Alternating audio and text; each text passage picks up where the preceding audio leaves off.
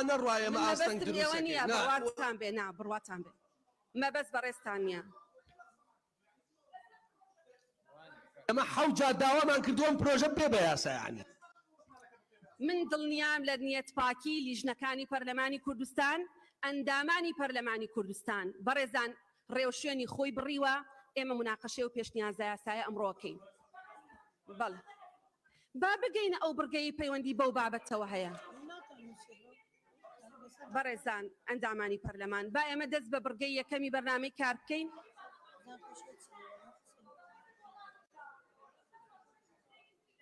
ناکرێ ئەم وەڵام و وەڵامکاری ئاشناخان ناکرێ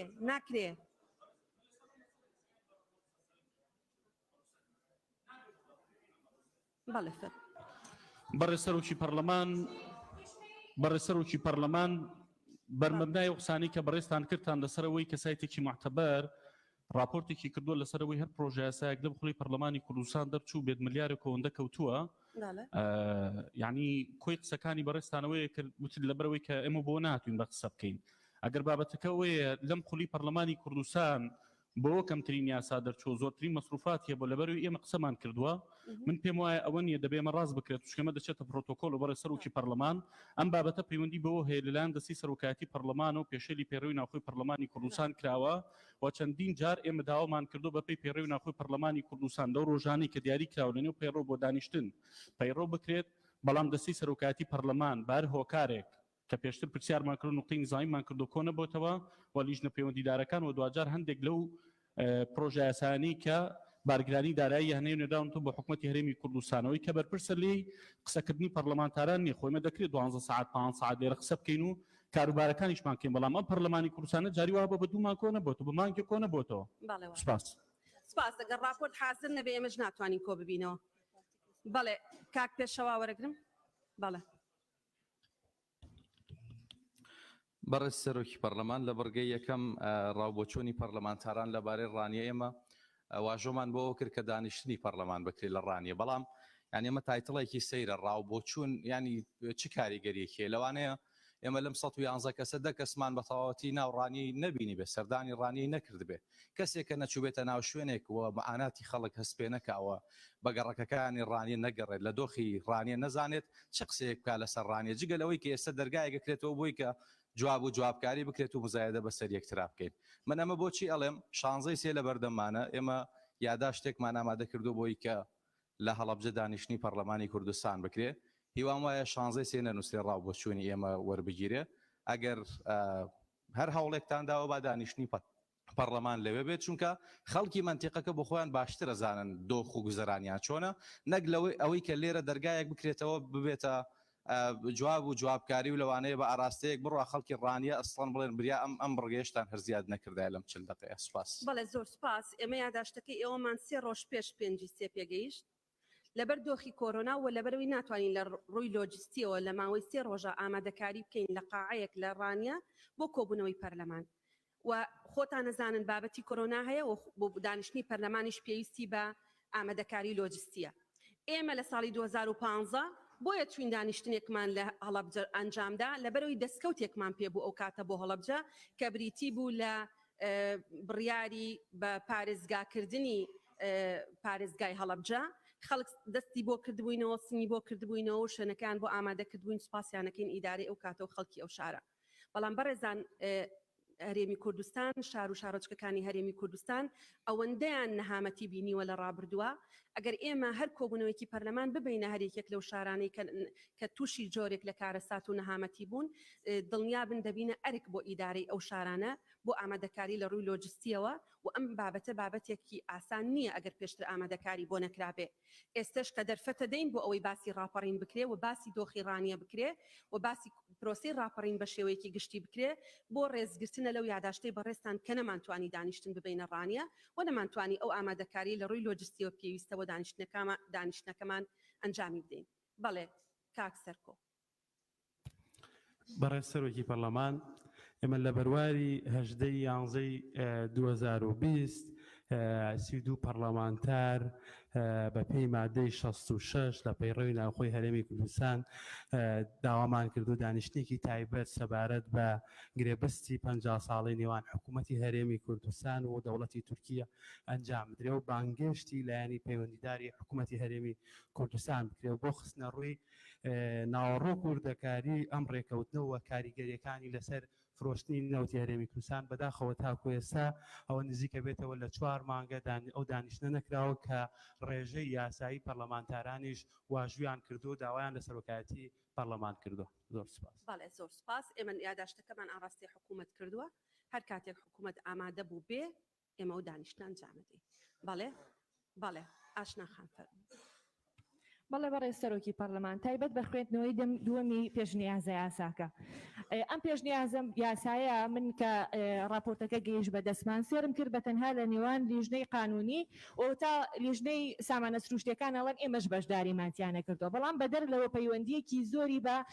لیژنەی کوشتتوکاڵ و ئاودێریشەوە هەیە. من قسەم لەگەڵ بەڕێز کاک عەبدولستار کرد وتم ئێوە تا چەند ئاگاداری ئامادەکردنی ئەو راپۆرتن، بەڕێزیان وتی من هیچ ئاگادار نیم. لەبەرەوە ئەم پرۆژەیە بە تەنها پەیوەندی بە لیژنەی سامانە سروشتەکان و بازرگانی و وزەوە نییە، پەیوەندی ڕاستەوخۆی بە لیژنەی کوشتتوکاڵ و ئاودێریشەوەیە بێگومان کە بێ ئەوانیش بەشداریتیا بکەن. خاڵێکی تر لەسەر ئەم پرۆژەیە بەڕاستی نووسینی پرۆژەکە من تێبینی زۆریم لەسەرەیە، هەرچەندە بابەتێ مە قسەمان لەسەر کردو و پێشتری ژوا ڕێکەوتین لە ڕووی زمانەوانیەوە لەم هۆڵەیە ئێمە مناقەشە نەکەین، بەڵام بەڕاستی بە شێوەیەکی زۆر ڕق و تەق و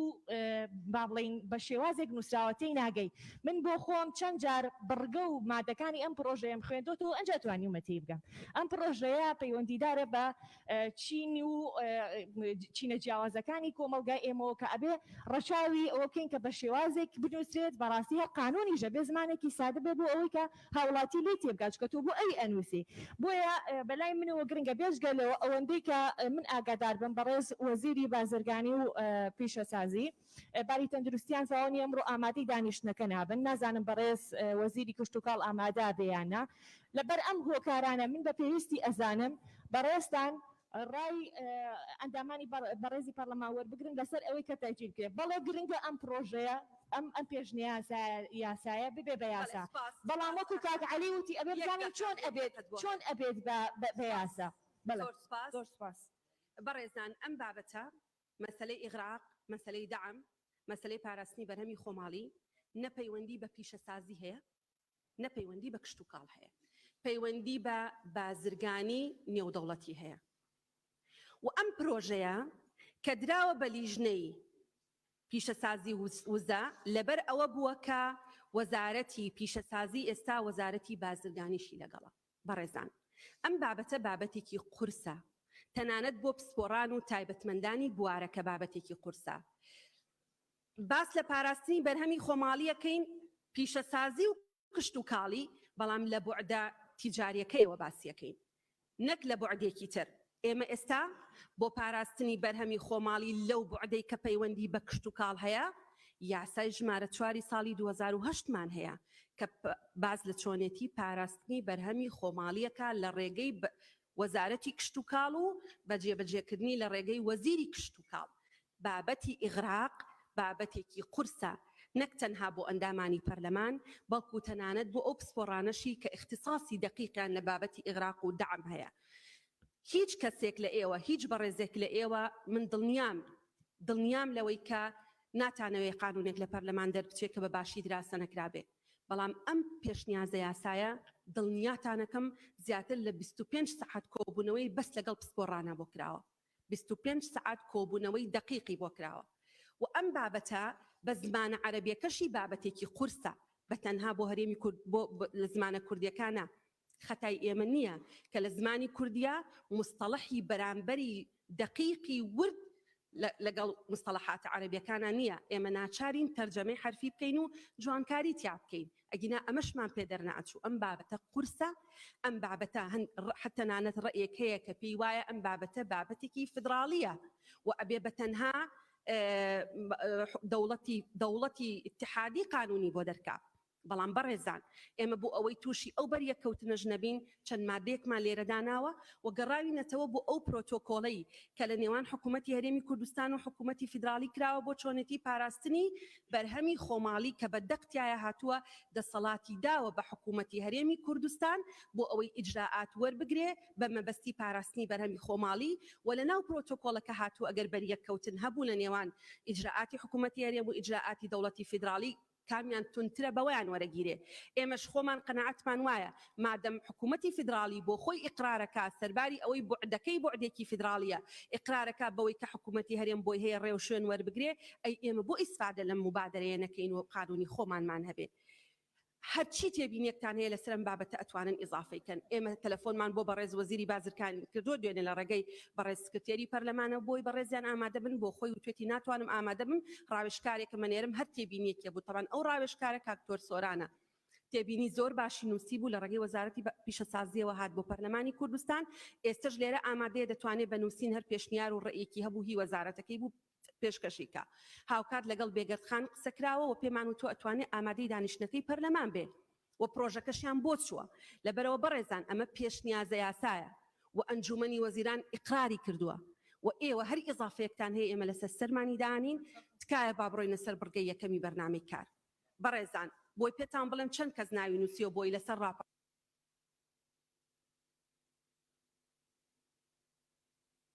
59 کەس ناوی نووسیوە بەڵێ یەکی یەک دقە قساکن هەندێک لە حەقەکەی خۆیان ئینشەڵا دەبورن بۆ ئەوەی ژمارەکە بەڵێ بۆی ژمارەکە هەندێک کەم ببێتەوە بەڵێ بەڕێز دکتۆر کازم فەرموون جەنابتان کات بگرن ئەم جارە هاتینەوە لەو بەرەوە دەست پێ دەکەم بەڵێ بەڵێ باشە کاک زانا فەرموون بەڕێز سەرۆکی پەرلەمان لە دەستپێکدا 8 مارس لە سەرجەم ئافرەتانی جیهان و کوردستان بە تایبەتی پیرۆز بێت ئەم خاڵە کە گفتوگوی لەسەر دەکەین ئەمڕۆکە لە ناو پەرلەمانی کوردستاندا و پەرلەمانەی تایدا بە ئازادی هەمومان قسە دەکەین نوێنەرایەتی خەڵکی کوردستان دەکەین بەرهەمی ڕاپەڕی نەمەزنەکەی ساڵی 1991 و دامەزراوە دەستوریەکانی هەرێمی کوردستان بەرهەمی ئەم ڕاپەڕی نەمەزنن بۆیە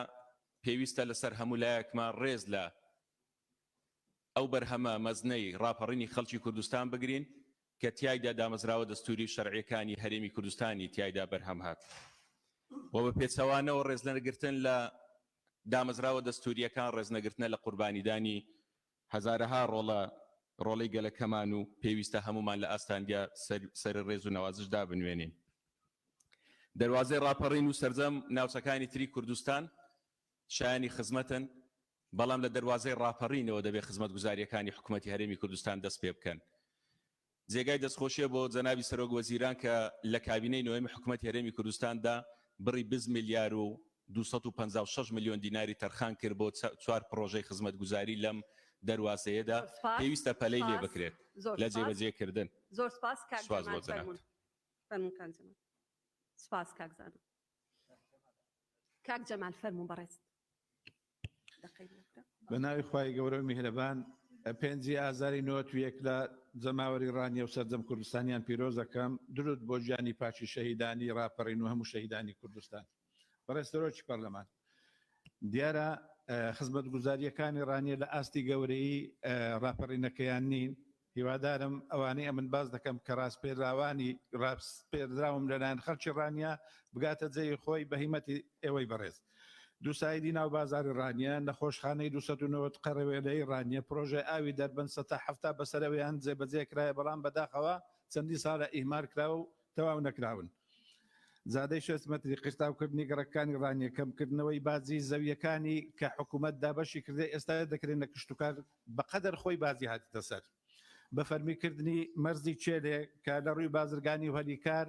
هەموو خەڵکی دەڤەری بیتوێن و پشدەر ئیسفادەی باشی لێ دەکەن بانگەشکردنی وەبەرهێنەرانی خۆماری و بیانی بۆ دەڤەرەکە بۆ ئەوەی سپاس هیچم باس نەکرد دابان بیدەرەیەکێکی تر کاک دابان فەرموون بەڕێستان سپاس کاک جەمال زۆر سپاس بەڕێ سەرۆکی پەرلەمان بە حکمی ئەوەی کە کاتەکە بەڵێ بەڕێزان فەرموو کاک داوان. بە حکمیەوەی کاتەکە زۆر کەمە من تەنیا دوو جملە ئاڵێم. ڕاپەڕین ڕووداوێکی دەگمەنی مێژووی گەلی کووردە کە بە خوێنی و بە قوربانی هەزاران کەس هاتووەتە بوون، بەڵام دۆخی دامەزراوە دەستوریەکانی هەرێمی کوردستان، دۆخی حکومڕانی لە هەرێمی کوردستان، دۆخی قەزا و دۆخی دەسەڵاتی جێبەجێکردن لە ئاسیاکار نییە کە بڵێ ئەمە بەرهەمی ڕاپەڕینە، و دۆخی ژیان و گوزەران و بازار و کار و کاسبی خەڵک و دۆخی موچەخۆران لە ئاستێکان نییە و شەرمە ڕاپەڕین وەکو دەستکەوت بفرۆشیتەوە بە خەڵک. زۆر سوپاس.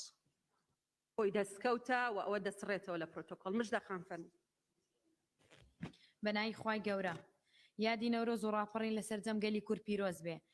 بەڕێ سەرۆکی پەرلەمان، من تەمەنم 1 ساڵ بوو کە ڕاپەڕین کراوە. ئێستاوا پەرلەمانتارم و لەو پەرلەمانە دانیشتم کە بەرهەمی ڕاپەڕینە، بەڵام بەداخەوە ئەو شوێنێکی یەکەم تەقەی ڕاپەڕینی لێکراوە. ئەو شوێنە ئێستا بە عەمودێکی ژەنگاویەوە لە شوێنێکی قوڕ و جەزرە وەسڵەتێکی وشک و ڕیزە دوکانێک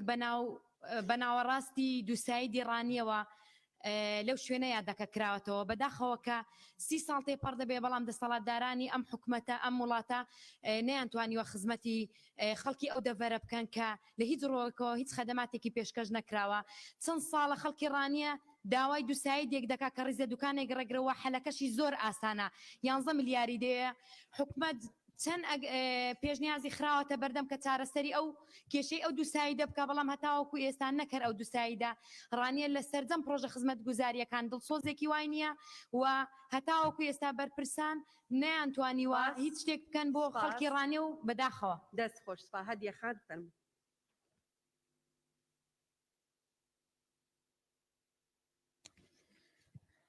بەڕێ سەرۆکە پەرلەمانی، سەرهەلدانە خەڵکی کوردستانی تەڤایە خەڵکی کوردستانی پیرۆزی بکەم. ئەف سەرهەلدانە ئێکرەزیە تەڤایە خەڵکی کوردستانی بوو مەزنترین دەستکەف دەستخۆ بە ئەینان کە بووینە خوددان پەرلەمان و حکوومەت و کوردستانەکە ئاوەدان و بەگەڕاندن و پاراستنا خاک و نیشتیمان و مافێن گەلێن کوردستانی و پاراستنا هەموو پێکهاتێن کوردستانی و مافێن پێکهاتێن کوردستانی. هەر دوێ ڕۆژێدا 8 مارس ڕۆژە جیهانیە ژنان تەڤایە ژنێن جیهانی و کوردستانی پیرۆزی بکەم. دەمێ ئەم بێ ڕۆژێ ساختکەین و بیرتئینین زولم و زۆرداری و مەزلومیەتە کچ و ژنێن ئێزیدیات ئێنە بیرەمە کە ئەبە بووینە 7 ساڵ ئەو کچ و ژنە هەپانەوە دەستێ هۆڤانێن دەستێن تیرۆرادەنە. سپاس بەڕێز هادی خان. کاک سەروان فەرموون.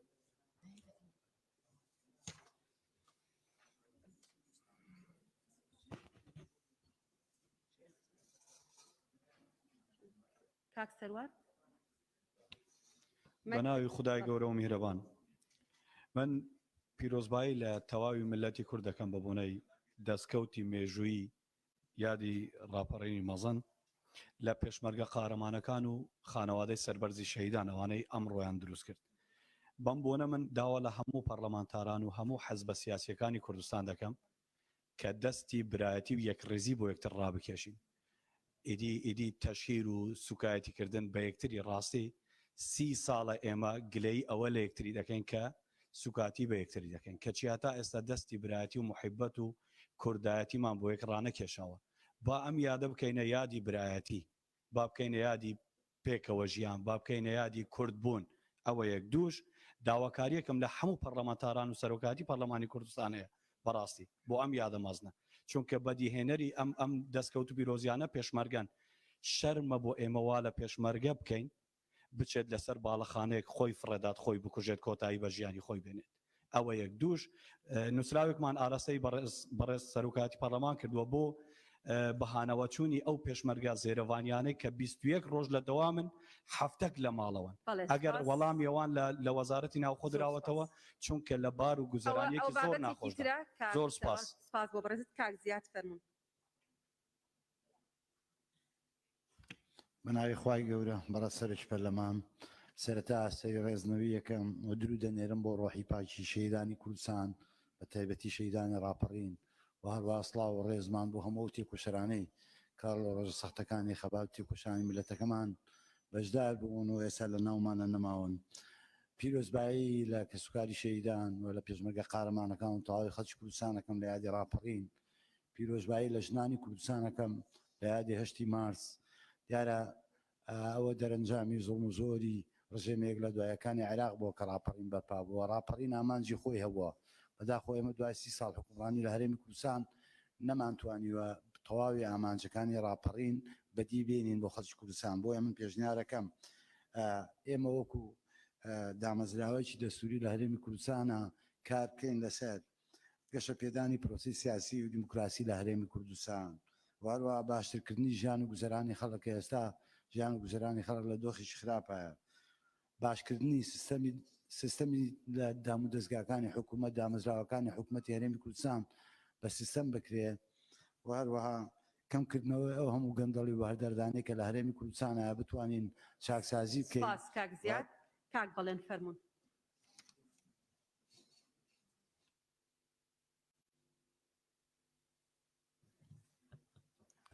بەرە سەرۆکی پەرلەمان لە یادی ڕاپەڕین سەری ڕێز و نەوازش بۆ پێشمەرگە قارەمانەکانی گەلەکەمان بۆ کەسوکاری سەربەرزی شەهیدان بۆ ڕابەر و ئەندازیاری ڕاپەڕین جەنابی کاک نەوشیروان من لەسەر ئەم یادە پیرۆزە بەڕاستی یەک تێبینیم هەیە سەرنجی هەمووتان ڕاکێشمەوە بۆ دیدارێکی نێوان جەنابی کاک نەوشیروان و مامۆستا عەلی عەبدولعەزیز لە ساڵی 91 بەس ئەو ڕێو شوێنانەی ئەو بەرنامانەی ئەو کاتە کە بە سەرکردایەتی بەرەی کوردستانی کە بە هەمومان توانیمان ئەم ڕاپەڕینە و ئەم دەستکەوتە بۆ خەڵکی کوردستان بەدەست بێنین بەس ئەو بەرنامەی کە لەوێ بەڕێز جەنابی کاک نەوشیروان باسیەکە حکوومەتی هەرێم پەرلەمانی کوردستان سەرۆکایەتی هەرێم هەمومان پێکەوە بەس ئەوانە جێبەجێ بکەین ئەتوانین ڕوویەکی گەشاوەتر و جوانتر بە هەرێمەکەمان بە وڵاتەکەمان بەخشین و ئەوە ئەبێتە بەرنامە و بناغەی کوردستانێکی بەهێز کە سەروەری یاسا یەگرتنەوەی هێزەکانی پێشمەرگە بە نیشتیمانیکردنی داهاتەکان و زۆر سپاس بۆ بەڕێزت ڕووپاخات سپاس بەڕێز سەرۆکی پەرلەمان وێ ڕای پیرۆزبایی لەم مێژوە و لە خەڵکی هەرێمی کوردستان جێگای شانازیە باز بکرێت کە خەڵک ڕاپەڕینی لە دژی زوڵموستەم کردووە ڕاپەڕین دژی زوڵموستەم ئامانجەکانی ڕاپەڕین لە ئێستادا پێچەوانە بۆتەوە لە لای هاوڵاتیان و شەقام و زۆر بەلاوازی باسی ئامانجەکانی ڕاپەڕین دەکەن چونکە لەبەر ئەم هۆکارانە سیستەمی حکومڕانی لە هەرێمی کوردستان تا ئێستا بەڕوونی دیار نییە هەرێم خاوەنی دەستوری سەر بەخۆی خۆی نییە و هەروەها ئابووری کوردستان بەهۆی دەستێوەردانی حیزبی ئابووری کوردستان لە کەرکی گشتی و تایبەتی لە قەیرانی قوڵدایە دەستکەوتی ڕاپەڕین بەڕای من بۆ خەڵکی هەرێمی کوردستان ئەوە بووە نەبوونی ئازادی ڕادەربڕین و هەروەها پێشێلکردنی مافی مرۆڤ خەڵک دەبینین خەڵک چالاگوان ڕۆژنامەنووس لەسەر ئازادی ڕادەربڕن ڕاپێکی زیندان دەکرێت و هەروەها ڕاودوو دەندرێت و سەبارەت بە ڕانیەش کە ڕاپەڕین لە ڕانیەکە مامۆستا بوبەکر فەرموون دەقەکەی خۆم تەواو سپاس تەواوت کردو ئەوت غەدر لە کەس بەڕێز سەرۆکی پەرلەمان من لە یادی ڕاپەڕینە سەرخۆشی و ماتەمەنی لە خەڵکی کوردستانەکەم دوای 30 ساڵ ئامانجەکانیان نەهاتۆتە دی دوای 30 ساڵ ئێستا لە بانقەکان میراتگیری پێشمەرگە و بکوژی پێشمەرگە بەیەکەوە موچەوەرەگرن بڕیار بوو ئەمان لە جاش و خۆفرۆشەکان خۆش بن نەک بیان کەنە کار بەدەست و کوڕکچی شەیدەکان لەبەر دەرگای ماڵە مستەشار و جاش و سیخۆڵەکانی بەعسا بوەستن بۆ دامەزراندنێک ڕاپەڕین کرا بەڵام ئێستا لە 2021 لەسەر ناونانی مناڵ پێشمەرگە دوای 11 ساڵ لە خزمەت فەسڵەکرێ ڕاپەڕین کرا کاڵبوونەوەی ئینتیما بۆ نیشتیمان ڕۆژ بە ڕۆژ لە لای گەنجانی ئەم وڵاتە پەرە ئەسێنێ ڕاپەڕین کرا بەڵام ئازادی ڕادەربڕین لە پاشەکشێدایە پەراوێزی دیموکراسی لە پاشەکشێدایە سەروەری یاسا و دەستێوەردان لە دادگاکان ڕۆژ بە ڕۆژ بەرەو دواوە ئەگەڕێتەوانێ تۆڕەکانی مافیا بەسەر تاسەری وڵات و بەسەر جەم سێکتەرەکاندا بڵاو بوو نەتەوانێ و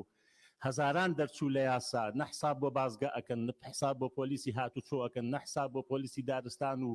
ژینگە ئەکەن سپاس مامۆستا بوبەکر ڕۆبینا سپاس بۆ بەڕێزت ڕۆبینا خان فەرموون بەڕێز سەرۆکی پەرلەمان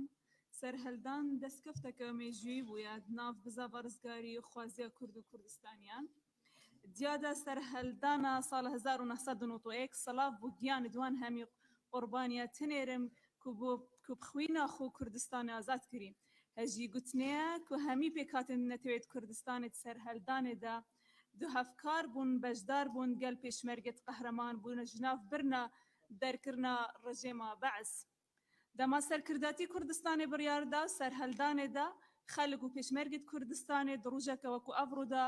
ڕژێما دکتاتۆر لە کوردستانی دەرکرد دەم و دەستگاهێ دوان ژناف برن هەر لە دەستپێکە ڕاپڕینل هەمی شار و شارچکت کوردستانی ڕوولت پێکاتە نەتەوێت کلدان سریان ئاشووری تێدە دیار بوو نەتەوێت کوردستانی دی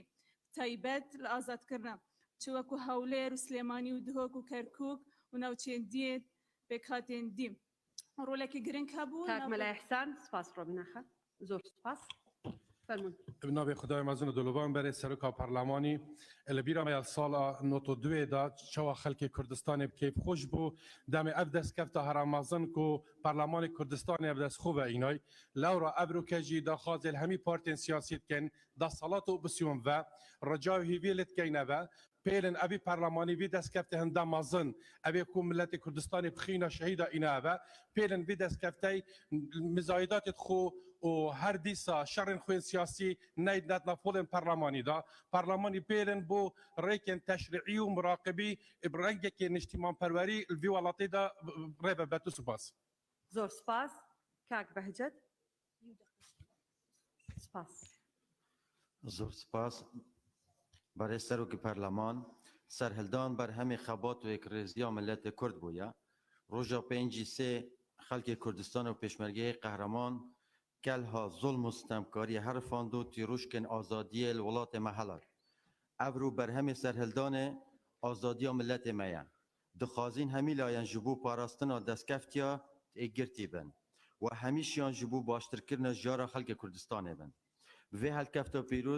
پیروز باین گرم آراسته همی خلق کردستانت کین و دبیجین پیروز بر همی خبات و اگرتنا خلق کردستانه به هلکفت وان چان خالا فرد زانم برچاو بکەین یک سەرهەلدان بەر هەمێ ئێکرێزیە پارتن کوردستانی و دامەزراندنا بەرەیە کوردستانی بووە و پێشمەرگەی قارەمان سمبلا ئەvê سەرهەلدانێ بووە دو سەرهەلدان پشتەوانیە نافخۆیی و ئاکنجی و دلسۆزن کوردایەتیل باژێرا سەرکەفتنینە سێ سەرهەلدانی سەلمان کو تنێمە ئازادیە کوردستانت vêt و ملەتێ کورد و ملەتên دیتر jî اول کردستان جین مافن خوشاد بن آزاد خان سپاس فرمود سوسن خان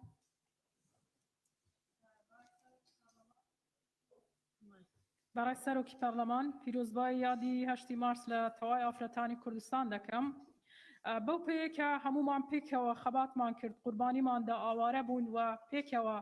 ڕوبەڕووی حکوومەتی دیکتاتۆری سەددام بووینەوە و ئەمفال و کیمیاباران ڕووی لە هەمومان کرد راپەڕینیشمان هەر پێکەوە کرد هەر پێکەوەش دام و دەستگای داپلۆسێنەری بەحسیمان لە وڵات ڕاماڵی ئامانجمان ڕزگارکردنی وڵات بوو سەرەڕای دەنگ و ڕەنگە جیاوازەکان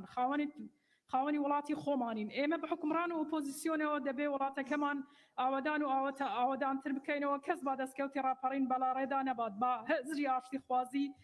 بکەینە ڕێچکەی ژیانمان هەرێمێک کە بە خوێنی هەزاران ڕۆژ لە وڵاتە بەرهەم هاتووە دەبێ هەوڵەکانمان بە ئاراستەی ئاوەدانی زیاتر و خۆشگوزارانی ژیانێکی شایستە و شایستەتر بۆ هەر تاکێکی وڵات بێت تاکە سوکاری شەهیدان و پێشمەری و گشتین و توێژەکان بە ئاشتی و ئازادی لە وڵاتدا بژین ئەو بەو پێیەکە نەتەوەیەکین کە زۆرترین قوربانیمان داوە با هێز و زەمان بۆ بنیادنانی کوردستان و بەکاربێنی نەکخانتەوە بەس یەک ڕستەم ماوە تەواو سپاس کاک بەهمەن بەردەوام بە بناوی خودی سپاس سەرۆکی پەرلەمان بڕاستی ڕۆژەکە گەلەکە پیرۆزە بڤێ هەلکەفتێ پیرۆزبایەت خۆل تەواوی خەڵکی کوردستانت کەم ئومێدەوارین سەرهەلدان بۆمە ببیتە پێوە چۆنێک ئەو هۆکارێن سەرهەلدان پێهاتی یەک ڕێزیە ملەتی کورد بوو بەرهەمێ خوێنە شەهیدا بوو بڕیارە بەرەیە کوردستانی بۆش بەرهەندێ دوێت ئەم هەمی ڕێزێ لە بگرین دەنگێ ملگەل دەنگێ هەواڵت منێ پێشمەرگەکەی سەروان و مەڵای حسانجی داخوازش هەمی لایەنن سیاسی بکەین ڕێزێل قوربانیان سەرهەلدانێ بگیرن دیسان وەکو پێشمەرگەیەک داخوازش سەرۆکی گشتی هێزم پێشمەرگی کوردستانت کەم کو ڕەوشە پێشمەرگات vê ڕەوشێدا نەمینیت و بشێن پێشمەرگە ببیتە پێشمەرگەیەکی ڕێکخستیە نیشتیمانی و هەمی ژیانەوان بێتە دابینکردن سڵاو و ڕێز بۆ گیانێ پاکێ شەهیدên سەرهەلدان و شەهیدên کوردستانê سڵاو بۆ هەموو هەواڵên پێشمەرگە di Sengerada. Spas. ماون سەورامەن کاکتۆر فەرموون. بەنای خۆی بەخشندەی میهرابان بەڕێ سەرۆکی پەرلەمان هەورەمان گەچێنەی لە دیدی ئێمەدا ڕاپەڕین داستان و شاکارێکی مەزنی مێژووی گەلەکەمانە کە پاڵەوانی ئەوەڵ و ئەخیری خەڵکی کوردستان بووە و هەر ئەوانیش خاوەنی سەروەری و شانازی و دەستکەوتەکانێتی سەرەکیترین ئامانجی ڕاپەڕین ڕزگار بوون بوو لە دەستی زوڵم و ڕاوەدوونان و سەرکوتکردن ئێستا دوای 30 ساڵ لەو سەرکەوتنە گەورەی گەلەکەمان شکۆ یاداوەریەکەی لای خەڵک کاڵ بۆتەوە و کە ئەمەش ئاماژەیەکی خراپە و بەرپرسی یەکەمیش لەو ڕەشببینی و بێهیوایی خەڵک بە تایبەتیش گەنجەکانمان دەسەڵات بەداخەوە بەشێک لەوانەی کە شۆڕشیان کرد ئێستا بە شێوەیەکی نائاسایی دەوڵەمەند بوون و دەستیان خستۆتە بازار و ئابووری و خەڵکی کوردستانیش بۆ هۆیەوە ژیان و گوزەرانێکی سەختی هەیە و سەدان هەزار گەنج و دەرچووی زانکۆ و پەیمانگاکان بەهۆی هەندێک بازرگانی سیاسی و ڕۆچوونی هەموو جونگەکانی حکومڕانی کوردی دوای 30 ساڵ لە ڕاپەڕین کارێکیان دەست ناکەوێت و بەشێکی زۆری ئەو گەنجە بەڕێزانەمان ڕێگەی مان و نەمان و ڕێگەی ناچاری و زۆرەملی دەرەوەی وڵاتیان گرتوۆتە بەر پێمان وایە ئامانجەکانی ڕاپەڕین نەهاتوونەتە دی. زۆر سپاس مامۆستاکە. بەڕێز سەرۆکی پەرلەمان سەرەتا بۆ یادی ڕاپەڕین سەری ڕێز و نەوازش بۆ سەرجەم شەهیدانی کوردستان و بۆ ئەندازیاری ڕاپەڕین نەمر نەوشیروان مستەفا نەوی دەکەم. ڕاپەڕین بۆ بداتپەروەری بوو بەڵام ئێستا زۆرترین نادادی لە داهات و سامانی ئەم وڵاتەیە هەیە. ڕاپەڕین بۆ ئازادی و دادپەروەری بوو بەڵام ئێستا ئازادی زەوت دەکرێ و هاوڵاتی لەسەری ئەشکەنجە دەدرێ و لە زیندان دەکرێ و لەسەر مافی خۆی لە شەقامەکان دەکوژرێت. لە ڕێگای لێشاوێک لە میدیای نابەرپرسیار و ئاراستەکراوکە لەسەر شێواندنی دەرونی خەڵکی کوردستان و نانەوەی دووبەرەکی و شەڕێکی نابەرپرسانە دەکرێت. بۆیە زۆر بە گرنگی دەزانین ئاشکردنەوەی هاوڵاتی و نیشتیمان یەکێک لە کارەسەرێکیەکانی بەڕێوەبردنی ئەم وڵاتە بێت. باشترکردنی ژیانی خەڵک و ڕەخساندنی هەلی کار بۆ گەنجان و دامەزراندنیان و ئاسانکاری بۆ هاوسەرگیریان و بۆ ژیانێکی شایستە بەرنامەی ئەجێندای حکوومەتی هەرێمی کوردستان بێ و زۆر سپاس. زۆر سپاس سەلماخان. بەڕێز سەرۆکی پەرلەمان من لەم یادەدا دەمیست بە سەرۆکی حکوومەتی هەرێمی کوردستان و ئەنجومەنی وەزیران بڵێم جێگەی باوکو و برا شەهیدەکانمان بۆ بگرنەوە. بەڵام پاڵپشت بە یاسای چاکسازی کە ئەم پەرلەمانە دەنگی پێدا و پەسەند کراوە بە بڕیارێکی وەزیری دارایی لە 28 نوێی 2020 و لە دوایین بڕیاری 7 دوای 2021 ئەنجومەنی وەزیران و 10 دوای 2021 وەزارەتی شەهیدان کچ و کوڕی شەهیدان لە زانکۆ و پەیمانگا و قوتابخانەکانی دەرەوەی ئیداری هەرێمی کوردستان و بە تایبەتیش لە کەرکووک و ناوچەدا بڕێنراوەکان پارەی خوێندنیان بۆ سەرف ناکرێت و پارەی تەندروستی دایکان و خوشکان و ژنانی شەهید لەو ناوچانە بە هیچ شێوەیەک سەرف ناکرێت. ڕاپەڕین لە 5 لە دەواازەی ڕانیە بروسکەی داوە لە 21 لە کەرکووک کۆتایی پێهات کە من بۆ خۆم باوکم و برایەکی گەنجی 20 ساڵم لە ڕۆژی ڕاپەڕینی ئێوارەی نەورۆزە کەرکووک شەهید بوون. بۆیە لێرەوە داوا ئەەکەم حکوومەتی هەرێمی کوردستان بە بڕیارەکانی دابچێتەوە کە سوکاری شەهیدانی ئێمەوە کەرکووک کە قوربانێکی زۆرمان لەسەرداوە ناکرێ بەدەر بکرێ لە یاسا و ڕێنمایەکان چونکە ئێمە لە شەڕی دەقەکەم تاوانە بووە دەقەکەم تاوانە بۆ بەڕێ سەرۆکی پەرلەمان. شیرین خان ئاخر کاتم گرتۆ ئەوە چا لێرە تاوا بوو. شیرین خان زۆر سپاس قسەی زۆر باشت کرد دەستخۆش فەرموو شیرین خان کات بۆ شیرین خان. بەڕێز سەرۆکی پەرلەمان شیرین ئەمین ڕوونە لە پای سیستەمی دەستی بەعس ڕاپەڕین بەرپاکرا پاش 30 ساڵ لە ڕاپەڕین تەوژمێکی بەهێز هەیە لە پەراویز خستنی هاوڵاتیانی شار و شارۆچکەکانی هەرێمی کوردستان تا بڕینی قوتی خەڵک و برسیکردن مەخابن ڕنگدانەوەی هەنگاوەکانی حزب و حکوومەت هۆکار بووە لە بەشێک لە شۆڕژگێرەکانی ڕاپەڕین لەسەر شاشەی تیڤ داوای لێبوردن بکەن کە ڕاپەڕینیان ئەنجام داوە چونکە ئەنجامی ڕاپەڕین لە شەڕی براکوژی و ئاودیوکردنی شۆفڵ و تەلبەڕینەوە دەستی پێکرد بۆ تیرۆرکردنی ڕۆژنامەنووسان و سەرکوتکردنی ئازادی خوازان و کوشتنی خۆپیشاندەر ئەو بەرپرسانی بە جووتێک پێڵاوی لاستیکەوە لە شاخەوە دابەزین بۆ شار ئەمڕۆ خاوەنی مەلاین دۆلار و کۆمپانیا و نوێنەرایەتی گروپی قاچاقشتێتی دەکەن موچەخۆر و خەڵکی ئاسایی لە هەرێمی کورسان لە ناچاریدا پەنا بۆ خۆکوشتن دەبن دوێنێ ڕاپەڕین بۆ ئازادی شادی خان فەرمون سپاس شین خان دەستخۆش بەڵێ ناو نووسراوە ناتێ قسە بکەیت تەواو شایان خان دکتۆرە شایان فەرمون قسە ناکەیت تەواو کاکاوە بە ناوی خۆی گەورە و مهرەبان بەڕێز سەرۆکی پەرلەمان دیارە ڕاپەڕین لە مێژووی بزاوی ڕزگاری خوازی گەلی کوردستان ڕووداوێکی مێژووی مەزن بوو بەڵام بەداخەوە تا ئێستا ئامانجەکانی ڕاپەڕین نەهاتوونەتە دی خەڵکی هەرێمی کوردستان ڕاپەڕینیان کرد لە پێناو ئازادی لە پێناو مافی مرۆڤ لە پێناو چەسپاندنی بنەماکانی دیموکراسی لە پێناو عەدالەتی کۆمەڵایەتی بەڵام بەداخەوە چینێکی حکومڕان لە هەرێمی کوردستان بازرگانی بە خوێنی شەهیدان بە ڕەنج و ماندووبوون و قوربانیدانی هاوڵاتیانی هەرێمی کوردستانەوە کرد خەڵکێکی کردە ملیاردێر لەسەر ڕەنج و ماندووبوونی خەڵک و خەڵکی ئاسایش زۆرینەی هاوڵاتیانی هەرێمی کوردستانیش تا ئێستا بە هەژاری ئەژین ئەو بارودۆخی ئێستا تێدایە باشترین شایەتی قسەکانی منە سپاس بۆ بەڕێزت کاکمەم بەڕێز قسەکە بەڕێز سەرۆکی پەرلەمان کاک دیاری ئەنوەر لە جیاتی منیش قسەیەکات کاتەکەی دەم سەرچنارخان بەڵێ بەڕێز سەرۆکی پەرلەمان بۆچووری من لەسەر ڕاپەڕین مناڵم ڕاپەڕین دەستکەوتێکی گەورەی گەلەکەمان بوو وەرچەرخانێک بوو بە ئاڕاستەی نەهێشتنی زوڵم و ستەم و تاکڕەوی و نادادی و نەبوونی ئازادی بەڵام ئێستا بەداخەوە پاش 30 ساڵ لە ڕاپەڕین ستەم و نادادی هەر بەرقەرارە ئازادی ڕاپەڕین دوای 30 ساڵ هەر لەژێر پرسیارایە میلەت پێش 30 ساڵ تێرتر بوو تا ئێستا موچەخۆر موچەکەی نادرێتێ و لێبڕێنیشی بۆکرێ گەنجان بەرەو هاندەرانە ڕۆنسەری خۆیان هەڵەگرن بە کورتی خەڵک ڕاپەڕێنی کرد بەڵام دەستکەوتەکەی خەڵک نەیبرد سپاس کاکێ بیدار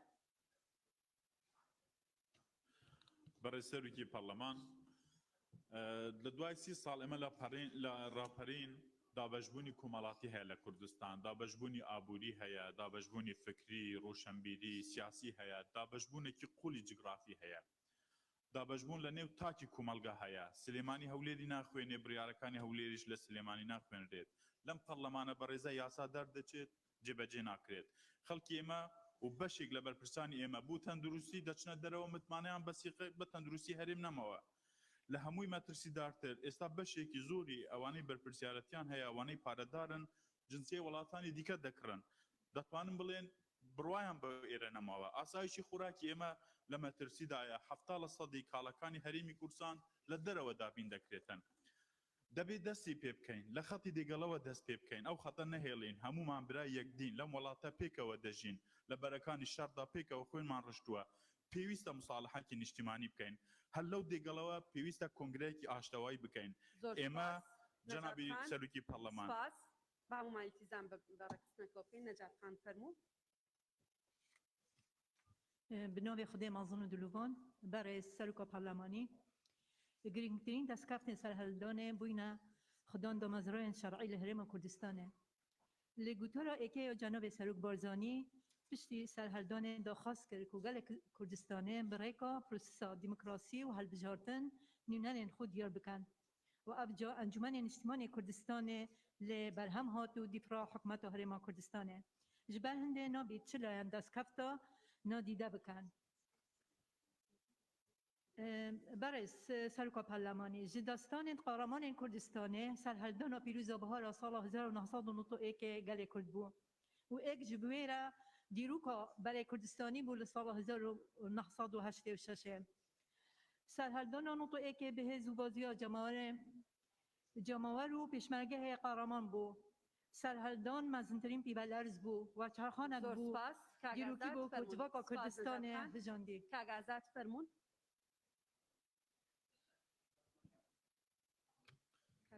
برای سەرۆکی پەرلەمان قوتابخانەی تورکمانەکان نێونەری پێکاتەکان لە ناو پەرلەمان و ئەنجومەنی پارێزگار و حکوومەتی هەرێمی لە سایە ڕاپەڕینە ئێمە وەک نەتەوەی تورکمان ڕاپەڕین لامان زۆر پیرۆز و مقدسە هەردەم هەوڵ دەدەین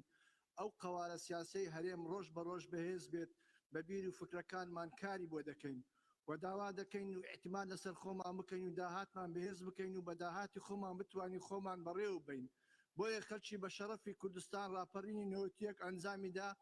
بۆیە بەشداری ڕاپەڕین بووین هەتا بە یەک جارەکی ڕزگار بین. من وەک تورکمانێک بەشداری لە ڕاپەڕینم کرد، کۆلی ساڵانی فریاری و ئەزیەتی مەقدوری میلەتەکەمان کێشا بوو، لەگەڵ خەلکی بە شەرەفی کوردستان هجومی سەر استخباراتی بەحسمان کرد کە من خۆم یەک ڕۆژ بەحسیەتیم نەکردووە، هیچ باوڕم بە بەحس و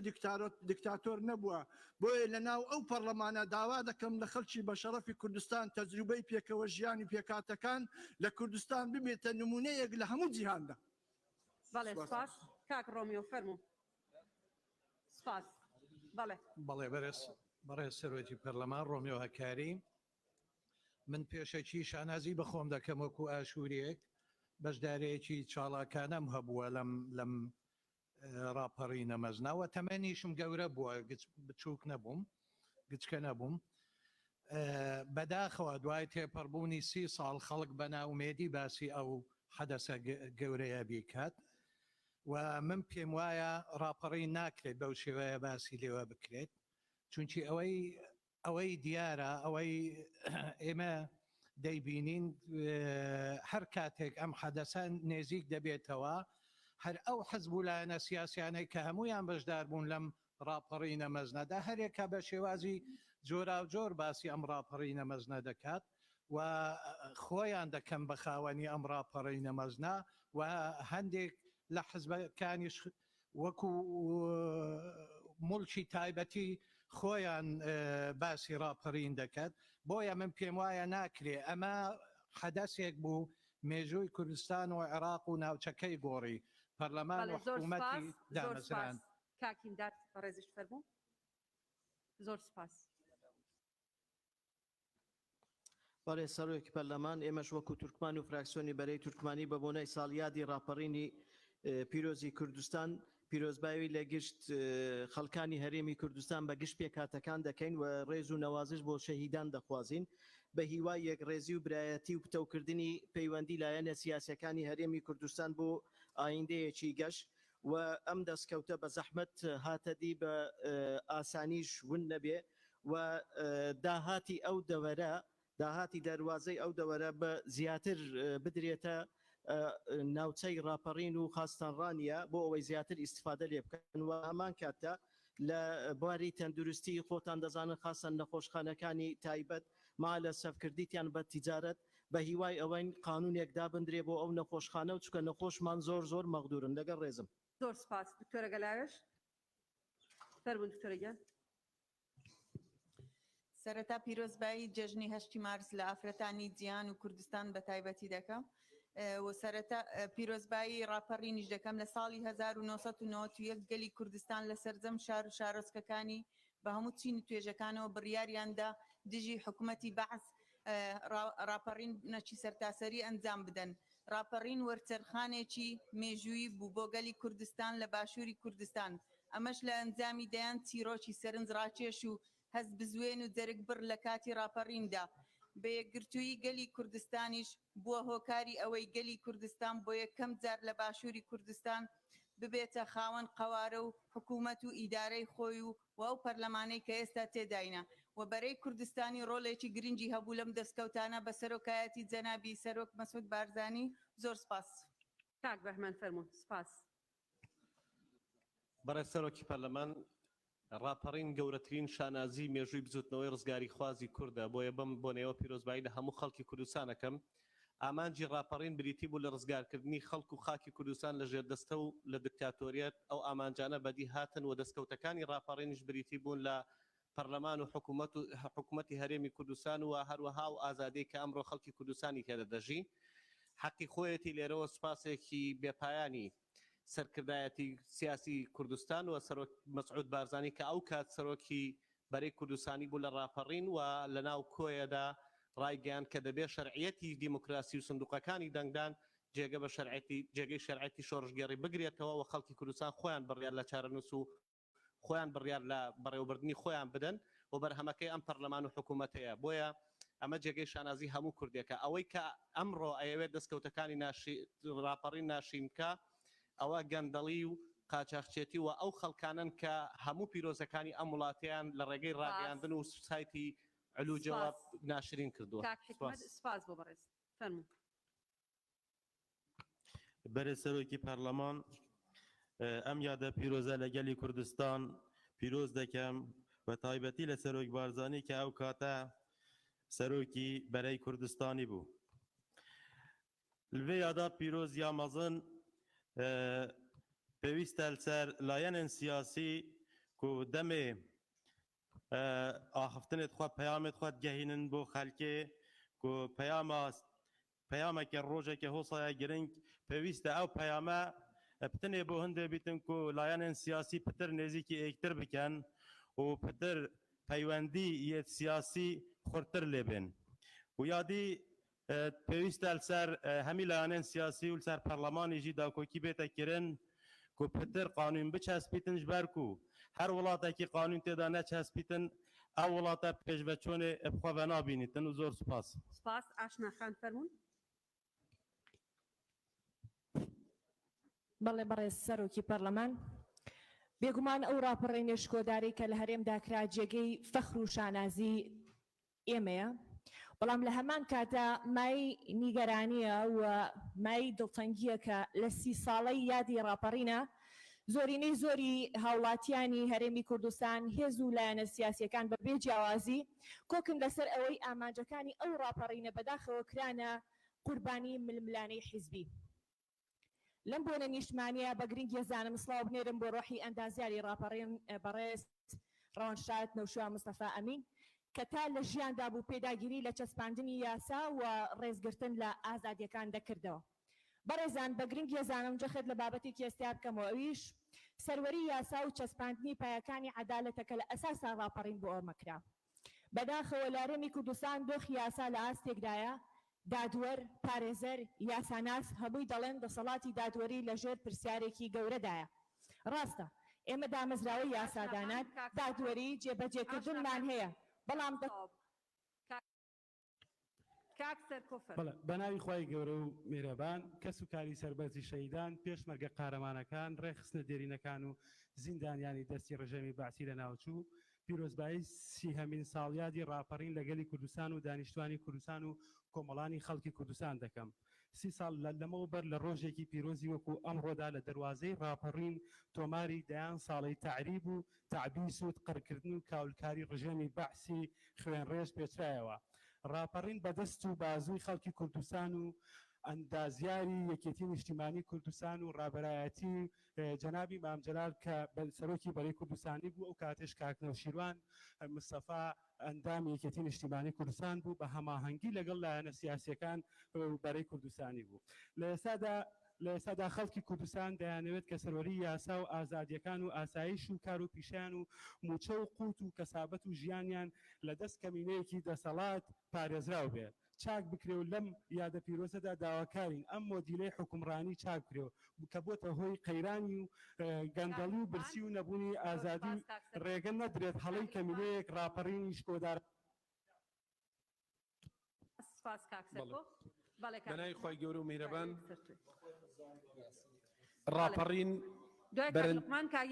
راپەڕین بەرەنجامی یەکگرتووی خەڵکی کوردستان بوو بەرەنجامی یەکێتی و یەکریزی هێزە سیاسیەکانی کوردستان بوو بۆیە لە دەستپێکدا سڵاو ئەنێرین بۆ ڕۆحی ڕابەری نەتەوەیمان سەرۆک مامجەلال ئەندازیاری یەکێتی و یەکریزی گەلەکەمان. ئەمڕۆ یادی 30 ساڵی راپەڕینەکەینەوە. راپەڕین بۆ فەرەهەمکردن و دەستەبەرکردنی ئازادی و ژیانێکی شەرەفمەندانە بوو. بەداخەوە وڵاتەکەمان ئێستا بە قەیرانێکی قوڵی داراییدا تێئەپەڕێ ژیانی و گوزەرانی هاوڵاتیان مسۆگەر نییە و ئازادیەکان لە ژێر مەترسیدان بۆیە ئەرچی حکوومەتی هەرێمی کوردستانە ئەولەویەتی کاری بۆ باشکردنی ژیان و گوزەرانی هاوڵاتیان و فەرمانبەران بێ کۆتایی بێ بە لێبڕینی موچەی فەرمانبەران هەروەها ئەرچی دام و دەستگا دەستوریەکانە ئازادیەکان و دیموکراسی و مافی مرۆڤ بپارێزن لەژێر هیچ بیانویەک پاشەکسا لە ئامانجەکانی راپەڕین نەکرێت. زۆر سپاس کاک یاسین فەرموون. بەڕێز سەرۆکی پەرلەمان لێرە شەرقەتم لێکرا من دەمەوێت بەدەل لەو قسانێک کە ئەو برادرانە کردیان لەبەرەوەی من سی ساڵە دوای ڕاپەڕین بەو دەسەڵاتی دەڵێم خزمەتی ڕانیە بکە زانایکی عەرەب دەڵێ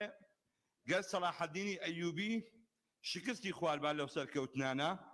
دەیان عەرەبەکان دەیانگوت سەلاحەدینی ئەیوبی کوردە بەڵام ئێستا کە سەلاحەدینی ئەیوبی سەرکەوتنی بەدەستێناوە هەموویان دەڵێن عەرەبە بەڕێز سەرۆکی پەرلەمان ئەو وێنەیە کە ئێستا کە 30 ساڵە لەو پەرلەمانی کوردستان تەنها بە یەک تووشەشناوی ئەو کابرای نەهاتوە کە مێژووی گۆڕی مێژووی کوردی گۆڕی لە سەرانسەری جیهاندا ئەوی شەهید عەلی نەبیە کە بەتەڵی ڕاپەڕینە ئەوەی مێنەمۆتە بە تەواو نەکراویمەوە بەڕێز سەرۆکی پەرلەمان من بۆ خۆم بەشداری ڕاپەڕینم کردووە بە دوای ئەو کابراییوە بووم حوتی سێ دەبووە ڕاپەڕین کرابە لە دەنجی گەلی کوردستان دەیگوت حوتی سێ زەماوەندە بەڵام شەهید عەلی نەبی توانی مێژووی گۆڕی بیکاتە 5 ئەگەر 5 نەبووایە ئەو پەرلەمانە نابوو لەبەرەوەی قەڵازێ و هەموو گوندەکان تعلیب و تعلیب تەخت کرابوون بۆیە داوا لە بەڕێز دەکەم داوا لە هەموو ئەندام پەرلەمانی بەڕێزەکان دەکەم ڕسمێکی شەهید عەلی نەبی وەکو بەتەڵی ڕاپەڕین لە پەرلەمانی کوردستان هەبێت بێوەی هەموو لایەنە سیاسیەکان شەهید عەلی نەبی کە هاتە مەیدانێ کی بژی بەرەی کوردستانی باسی هیچ لایەنێکی سیاسی نەبوو کاک عومەر فەرموون فەرماوە عومەر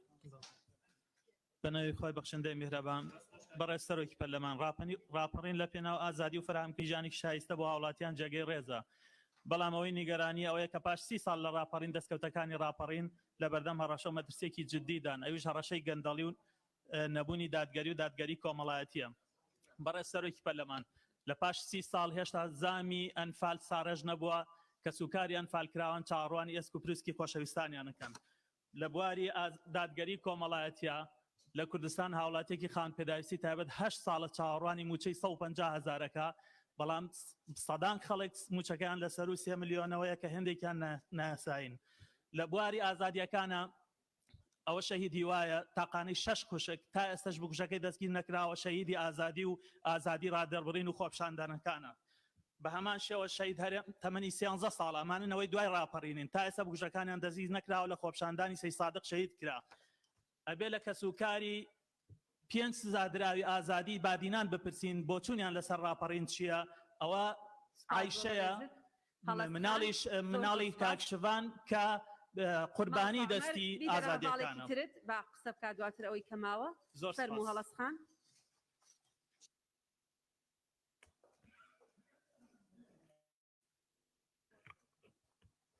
بەڕێز سەرۆکە پەرلەمانی سەرهەڵدان بەرهەمێ خەباتە سەدان ساڵان بوو دەستکەفتیەکە گەلێ کوردستانی بوو لێ مخابن پشتی 30 ساڵان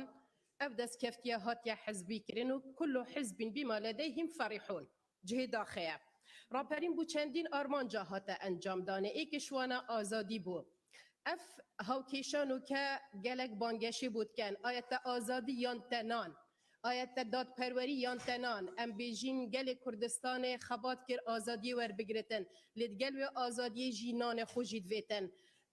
دیماهیکینم ئاخفتنا خوب ئاەتەکە قورئانە پیرۆز الذي أطعمهم من جوع وآمنهم من خوف بزکێ برسی تنێ ئەم نەشێن بەردەوامی بدەینە vان دەستکەفتیێت ڕاپەرینە بەر هەندێ ئەم بێژین دادپەروەری پێتیڤە هەبتن هەمی بواراندا زۆر سپاس کاک دیاری پێشەوەی کات بگری من ئەو دوو هاوڕێم ناویان نووسیوە بە هەردووکیان یەک خولەکمەی بیکەن بە دوو خولەک یان ئەوان خۆیان قسە بکەن باش سێ خولەکەکەین بە دوان قانونی شاعیرەڵێت ئەسەب دارێک دەبێتە کلکی تەور و دارێکی تر دەبڕێت بە ئەم دەردە گرفتارە سەراسەری خاکی کوردستان بەڕێز سەرۆکی پەرلەمان لە یادی 30 ساڵی ڕاپەڕیندا سڵاو لە گیانی پاکی شەیدانەوانی ڕوحیان بەم نیشتیمانە بەخشی بەڵام مەسەف ئێستا جاش و مستەشارەکان ژیان و گوزەرانیان لەوان خۆشترە و کاریان ماشیترە سڵاو لەو زیندانە سیاسیانی کە شەهیدی زیندون دوای 30 ساڵ چاوەڕوانی تا ئێستا موچەیەکیان پێڕەوا نەبینیون و زۆریان بۆ حەسرەتەوە سەریان نایەوە بەداخەوە دوای 30 ساڵ لە ڕاپەڕین گەنجان زیاتر بێهیوە بێئومێدن و پۆلەوەی عانەیەکی پێبوڕێگەیەکی پێی بڕێی هەندەران و غوربەتی گرتە بەر و بەداخەوە سەدان گەنجبوونە خۆراکی ئیجا ئەسەب دوای 30 ساڵ مانگ بۆ موچە بۆتە 6 ڕۆژ و مامۆستا و فەرمانبەر بێموچە و هاوڵاتی برسی و داهاتی نەوت نادیارە و قاچاقچێتی بە ڕۆژ و ڕووناک دەکرێت بەداخەوە ڕاپەڕین 30 ساڵ بەر لە ئێستا بۆ ئازادی کرا کەچی خەڵک لەسەر ئازادی ڕادەربڕین تیرۆر دەکرێ و ڕۆژنامەنووس دەخرێنە کونجی زیندان و مامۆستا لەسەر داواکردنی مافی خۆی شەق دەخوات دوای 30 ساڵ حزب و مەکتەب سیاسی مەسئولی بەڕ و بەحرن و خۆیان بڕیار یەکەم و کۆتایی دەدەن و پەرلەمان بێرزش دەکرێ و کەس گوێ لە ڕەخنە و دەنگی ئازادیخواز ناگرێ و میدیا کۆتوبند کرا و یاسا ماسیە بچووکەکان دەگرێ و گەورەکانیش بە هەوای شان دێن و دەچن بۆیە لەم ناومێدیە گەورەی کە بەرەوچی هەمووانی گرتووە یان دەبێ بەڕاستی چاکسازی بکرێت و داهاتینە و شەفا بکرێت ئازادی لەوە زیاتر بەرتەسک نەکرێتەوە قاچاقچێتی دەواازە سنوورەکان کۆتایی پێبێت یاسا سەروەر بێت پەرلەمان مەرجعی یەکەمی بڕیاری سیاسی و یاسایی بێ و ڕێز لە ئازادی ڕادەربڕین بگرین یان ئەم تووڕێی خەڵک کە تا سەر لوتی هاتووە لەگەڵ خۆیان دەمانبات زۆر سپاس سپاس کاک مەلاویس فەرموون بەڕێستا بە ناوی خی گەورە و میهرەبان بەڕێ سەرۆکی پەرلەمان بە بۆنەی ساڵیادی ڕاپەڕینی خەڵکی کوردستان و پێویستە زانم پیرۆزبایەکی گەرم ئارستەی خەڵکی کوردستان هێزی پێشمەرگە خانەوادەی سەربەرزی شەیدان و هەروەها لە سەروی هەمووشانەوە ئارستەی جەنابی سەرۆک مەسعود بارزانی بکەین کە لە داستانی بەناوبانگی خواکوڕک لە ساڵی 1970 پێشبینی گۆڕانکاری گەورەی کرد کە لە دواییدا بەڕاپەڕێنی خەڵکی کوردستان هاتە ئاراوە و یەکەمین سەرکردەی سیاسی بەرەی کوردستانیش بوو لە ڕانی دەروازی ڕاپەڕینەوە هاتەوە ناو خاچ پیرۆزی کوردستان بێگومان ڕاپەڕینی خەڵکی کوردستان دەستکەوتی زۆر گەورەی بۆ خەڵکی کوردستان هێناوە لە سەروی هەمویانەوە ئەو فرەئاینی و فرەنەتەوەیەیە کە لە هەرێمی کوردستان هەیە پێشنیار دەکەم پەرلەمانی کوردستان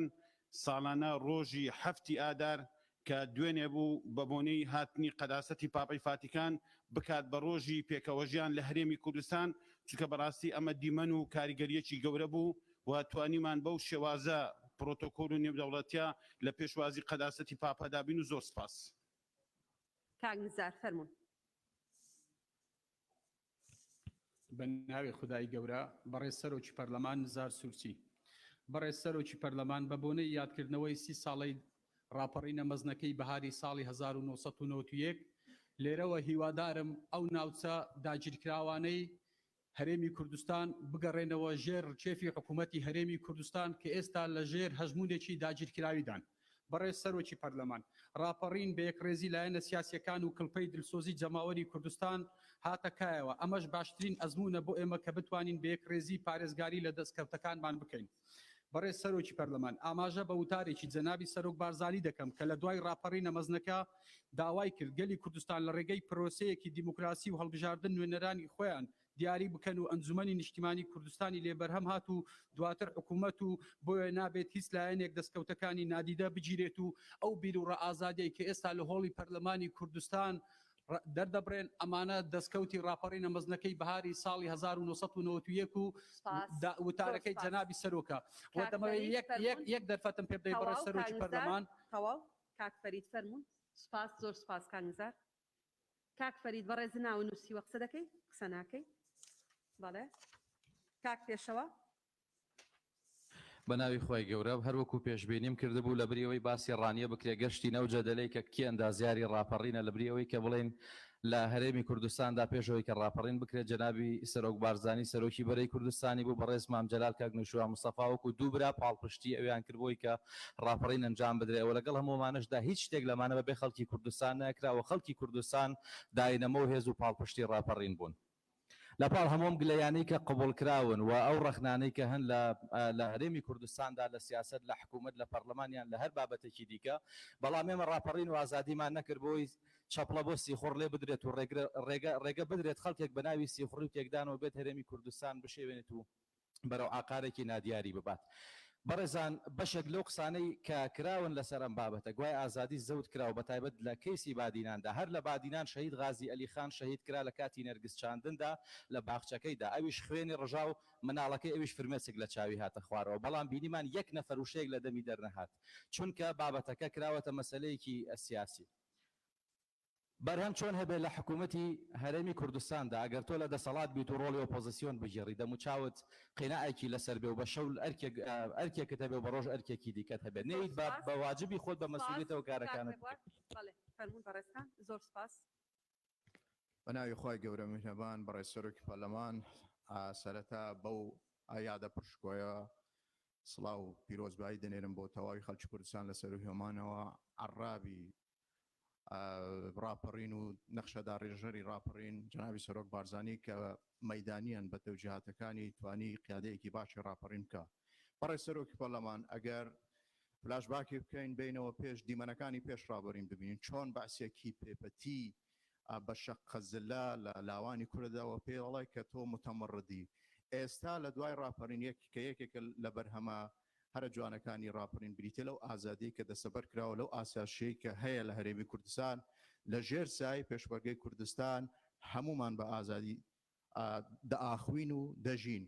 بۆی وا باش بوو من پێشبینی مەکرد کە گوتارەکان دیسکۆرسەکان لە پەرلەمان هەمووی بە ئاراستەی تۆخکردنەوەی جانی تەبایی یەک ڕێزی بە بەڵام بەداخەوە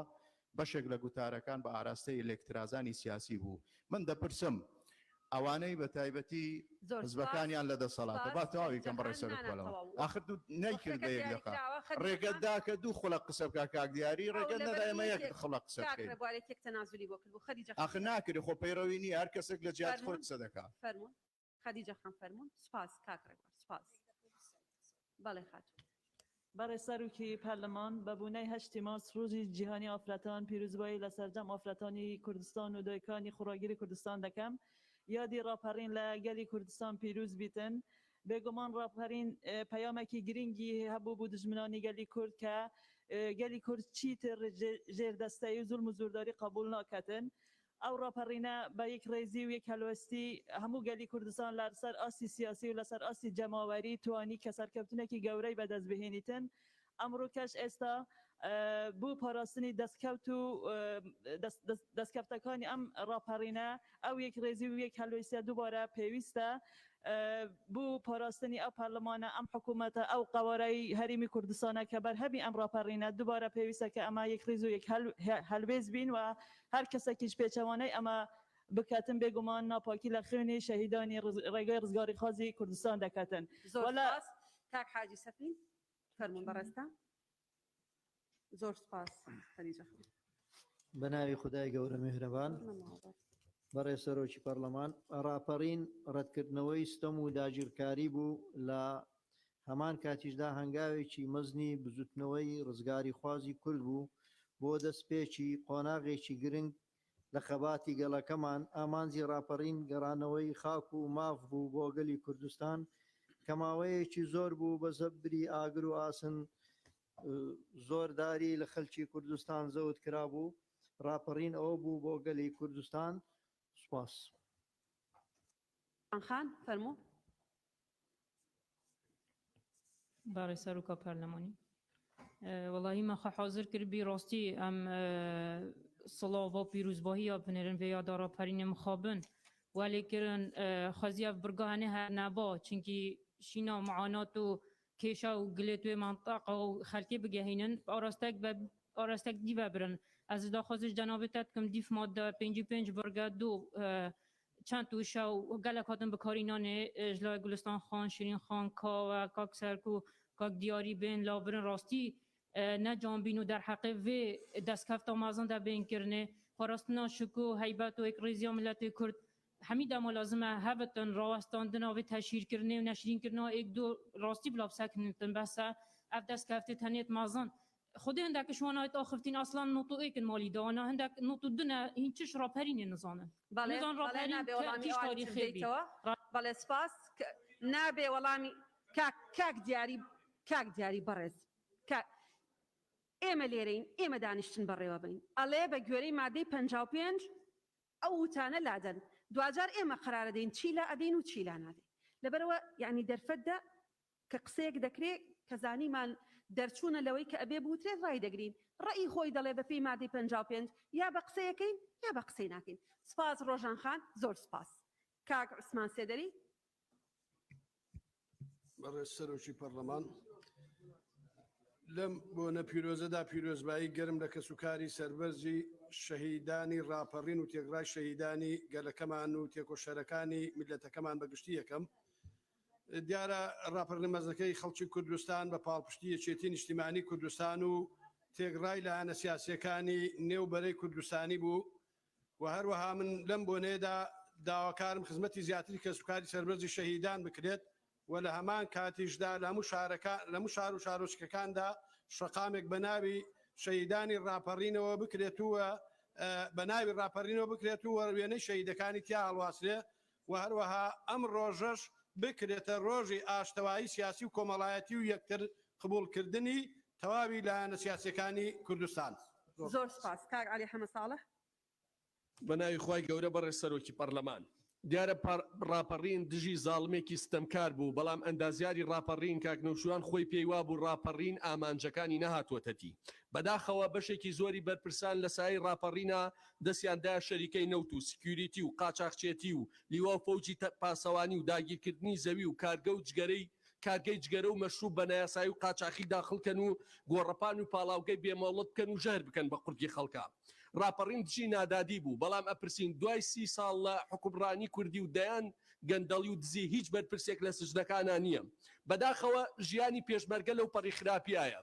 ئەم دۆسیەی باس یەکەم بەرپرسێکی پێشمەرگەیە 22,000 قوتعە زەوی بە 332 ملیۆن دۆلار فرۆشتووە لە 2 ساڵی ڕابردووە بە نایاسایی.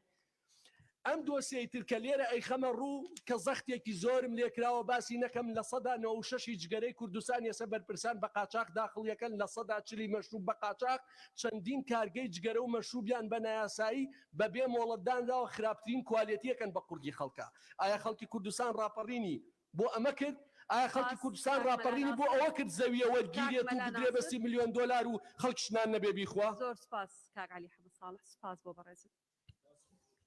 بەڕێز سەرۆکی پەرلەمان بە بۆنەی یادی 30 ساڵیدا ڕاپەڕینە مەزنەکەی بەهاری ساڵی 91ەوە سڵاو بۆ ڕوحی پاکی شەیدانی ڕاپەڕین و هەروەها شەیدانی ڕێگای ڕزگاری کورد و کوردستان سڵاو بۆ کەسوکاری سەربەرزی شەیدان سڵاو بۆ پێشمەرگە قارەمانەکان و کەم ئەندامان سڵاو بۆ زیندانیانی سیاسی. بەڕێزان ڕاپەڕین وەرچەرخانێکی مێژوویی بوو بۆ گەلی کورد و کە پێشمەرگە و بە هاوکاری جەماوەر توانیان سەرجەم شار و شارۆچکەکانی کوردستان ئازاد بکەن بە شاری کەرکووکیشەوە. لەبەر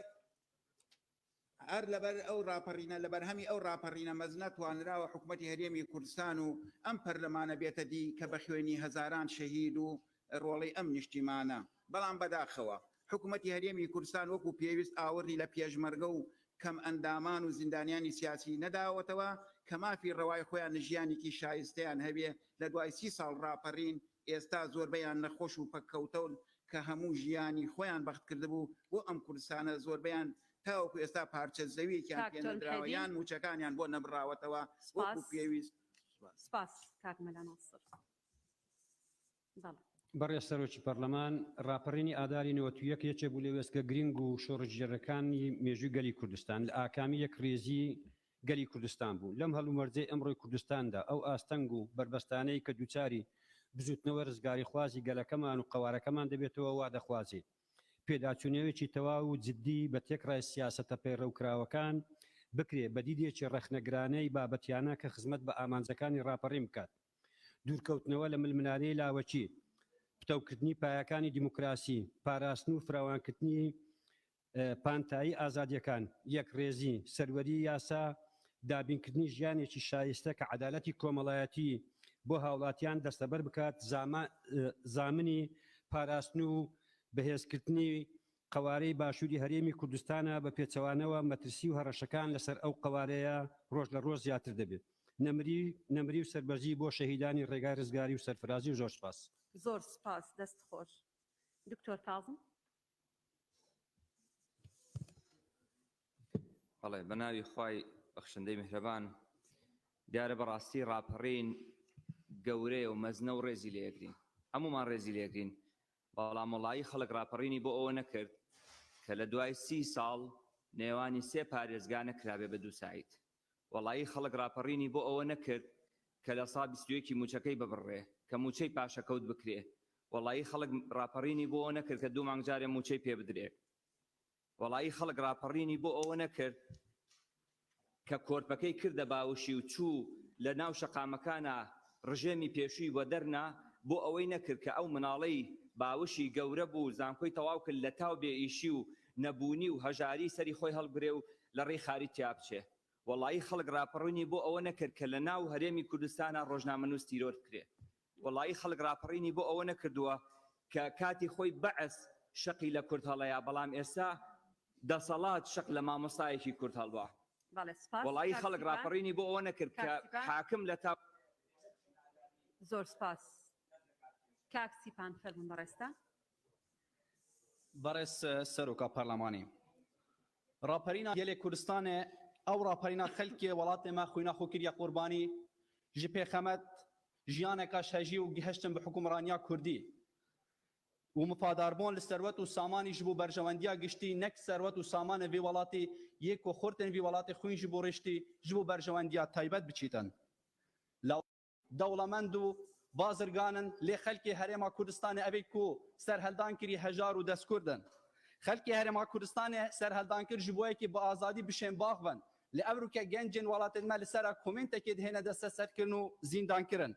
لورا بلا یادا سرهلدان بکینه بنامایک جبو حکمرانیه که خدمتکار نک حکمرانیه که برجواندی خاص بله سپاس لیزا خان